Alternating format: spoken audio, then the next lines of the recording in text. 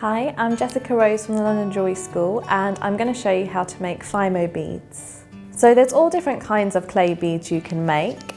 You can stick pieces on to give a different pattern or effect. You can make ones with holes in so that you can see all the way through. You can have square shapes with patterns on, and you can have round ones with bits stuck on. You can have stacked ones that are a little bit like sweeties or a sandwich all stacked together. And you can also make marbled ones, which are really simple to do. And you can have really swirly ones, which are made using canes. So I've conditioned the clay and now I'm going to make the beads. So we're going to make a marble effect bead in Fimo or polymer clay. And to do this, we've got 2 bits of conditioned clay and a tissue blade. So to start off with, I'm going to place the smaller bit of clay on top of the larger one and cut out an equal shape. And then I'm just going to cut a series of even strips, try and make them as similar in size as possible. And I'm going to place them on top of each other and just pat them down to get out any air bubbles.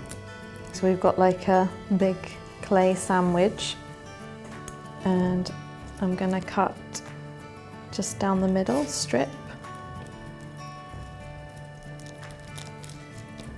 and just cut a couple of them. And then to make your bead, you're just going to roll your 3 strips into a bead shape. And it should give you a marbling effect.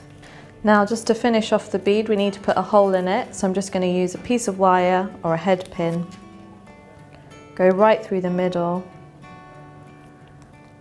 and out the other side, and just twist it round in a circle to make a nice big hole. And often when you're making a hole in your beads, it distorts the shape, but don't worry too much, you can adjust that afterwards. And then that's all ready to be baked. So I've put my beads onto a baking tray, and this is just literally a piece of paper that's folded in a concertina shape, so that the beads are separated out and they're not going to stick to the tray and they're not going to stick to each other. And I'm going to put them in the oven, and it's going to be at 110 degrees, and I want them in there for 30 minutes. But it's a good idea to keep an eye on it just to make sure that they're not over baking or burning. And to make sure that I've got the right temperature, I'm also going to put in a thermostat in there with them, which I can keep an eye on. So just pop them into the toaster oven.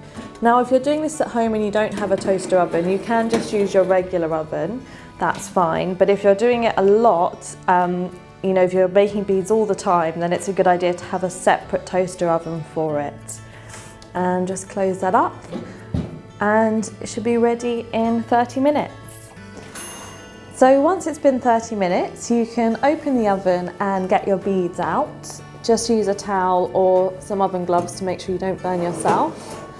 And you want to leave your beads to cool for a little while before you start using them.